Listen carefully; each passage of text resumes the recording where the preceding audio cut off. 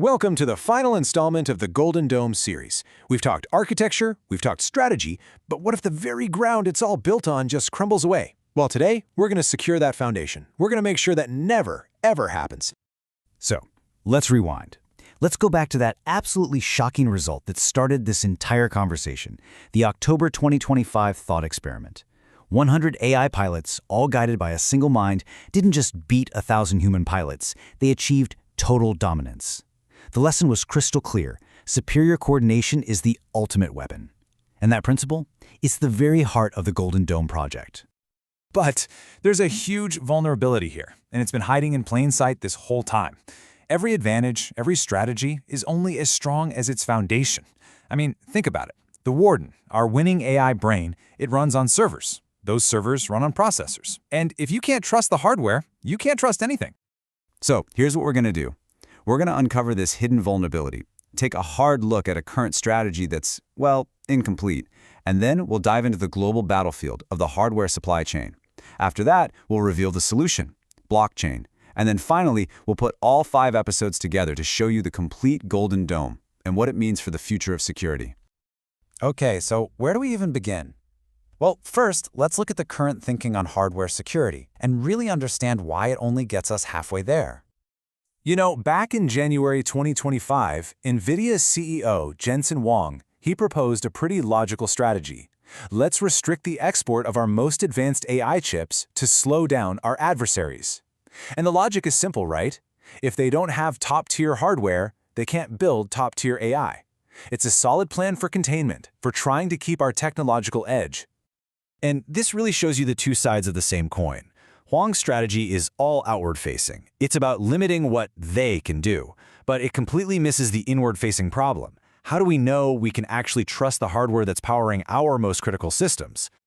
And that's really the heart of it. Limiting an adversary's capability is smart, for sure.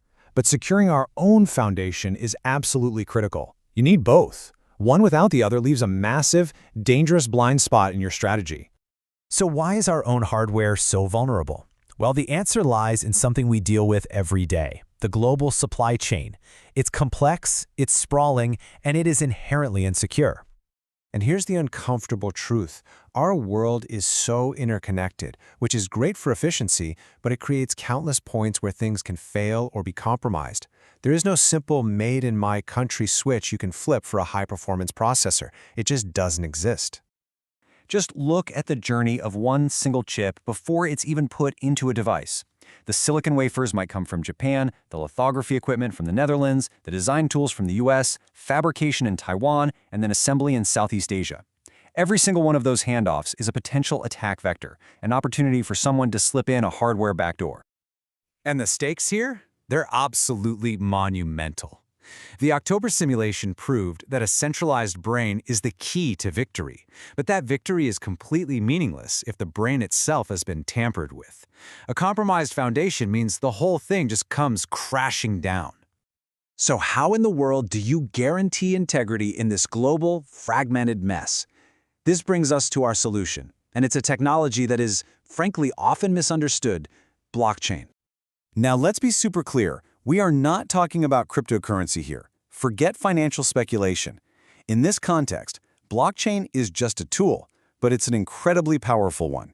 Think of it as a distributed, unchangeable digital ledger that creates a verifiable, cryptographic paper trail for every single component in a system.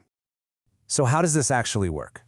Well, first, every component gets a unique cryptographic ID right when it's created. Second, every single time it moves hands in the supply chain, that's recorded as a transaction that can never be altered. Third, this whole ledger is decentralized, which makes it nearly impossible to tamper with. And finally, you can use smart contracts to automatically flag anything that looks weird or deviates from the plan.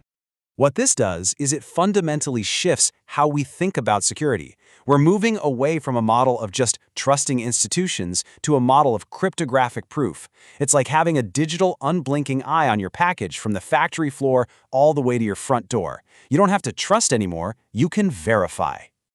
And now, this is the moment we've been building towards for 5 episodes. Let's see how this final, crucial piece locks into place and completes the entire strategic architecture of Project Golden Dome. And here it is, the whole picture. It all starts with the bedrock, the foundation we just talked about, blockchain verification. This secure base is what allows for the strategic geographic position in Greenland from Episode 1. That position, in turn, supports TheWarden, the centralized AI brain from Episode 2. And that brain commands the execution, the distributed swarm from Episode 3, which creates the network hegemony, that decisive coordination advantage we saw in Episode 4. You see, every single piece is essential. I want to be really clear. None of these components are optional. You can have the most advanced AI in the world, the most incredible swarm of drones, but if it's all running on compromised hardware, you've just built a $65 billion liability. This foundational protection layer, this is what makes the entire strategy work.